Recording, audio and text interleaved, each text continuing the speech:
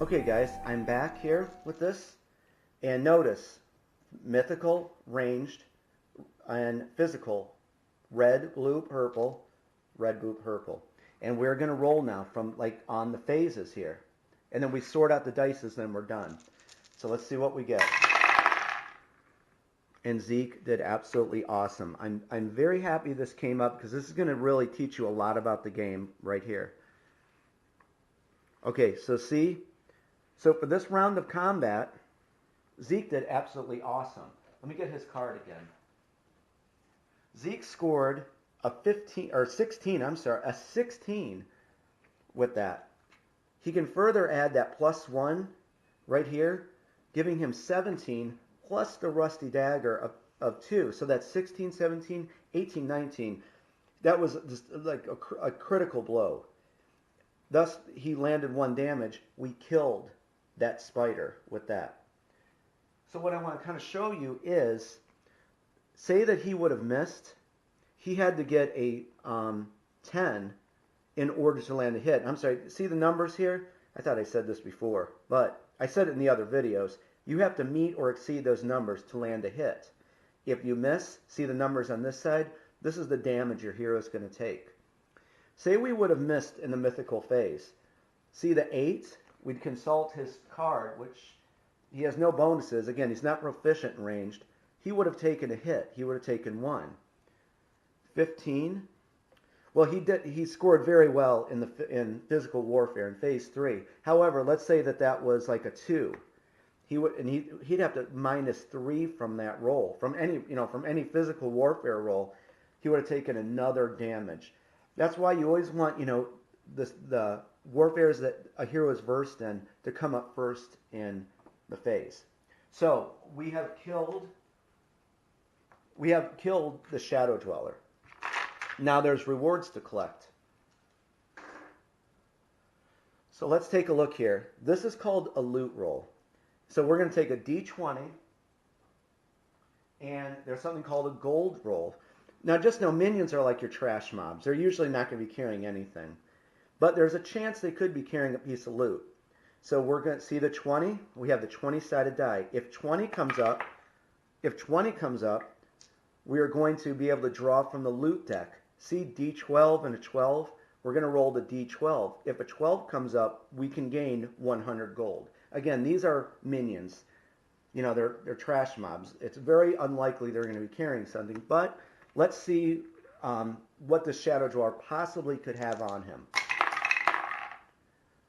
No. So see, on our loot roll, we only scored a 15. It's not a 20. We don't get any loot. An 8 for the gold roll, we would need a 12. We could get 100 gold. So this thing literally was a trash mob. But the thing is, we did kill this minion. And I'm glad that was kind of wordy what came up, but I'm glad that it did.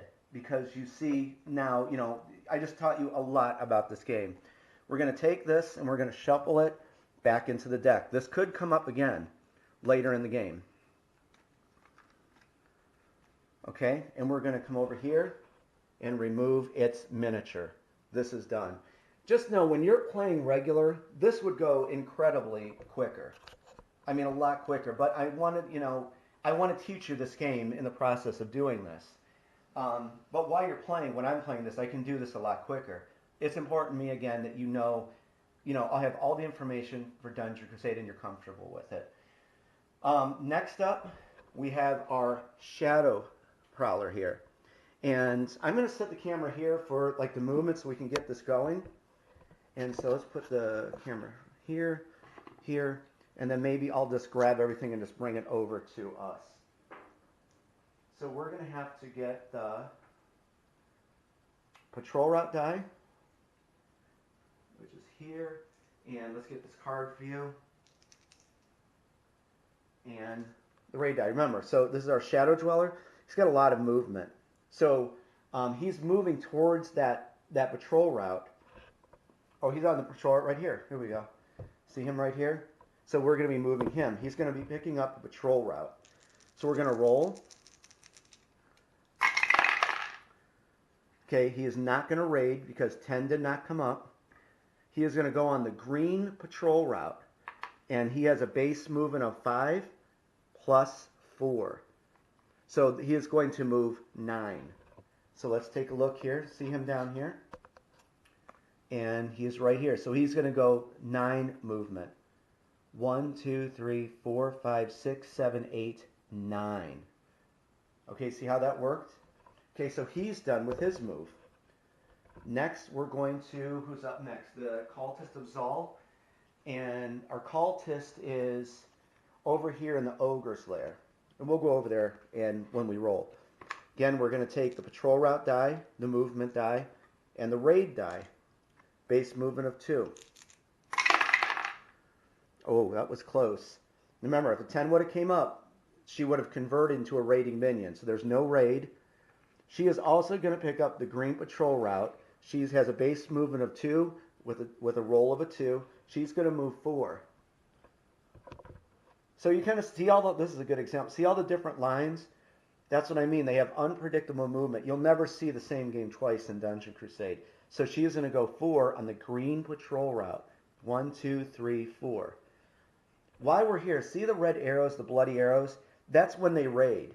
That's the quickest way they're going to take to get out of the dungeon. So again, you don't have to think for that either. They tell you, or the game will dictate where they're going to move.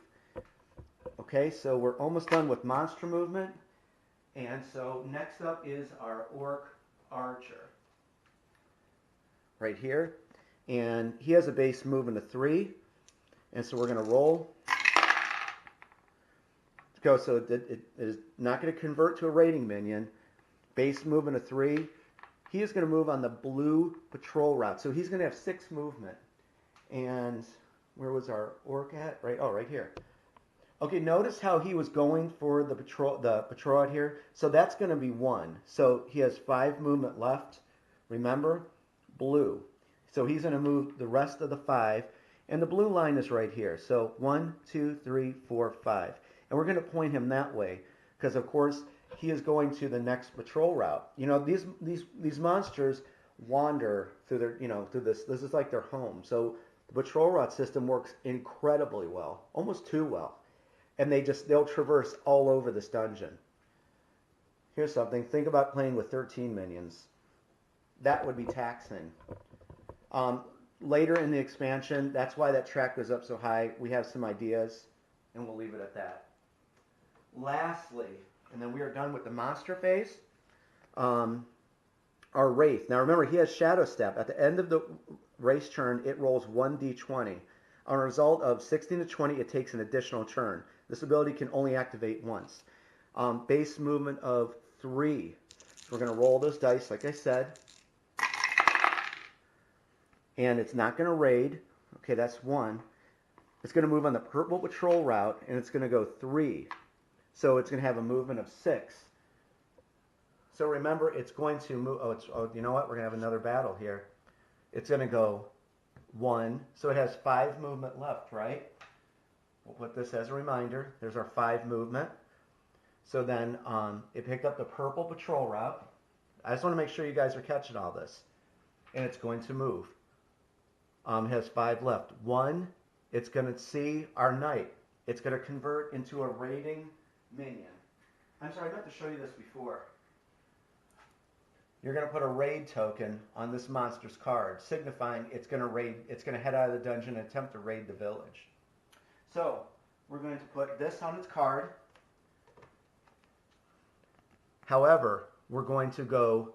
That was 1, 2, 3, 4, 5. We're going to consult remember it's called the target priority box is what it's called. 1. Notice, and this is how I programmed it, it's going to go after Sir Brennis. Sir Brennis is not versed in those. So just know I put a lot of thought into the AI for you. So he is actually just going to face him, and we're going to do a battle with Sir Brennis.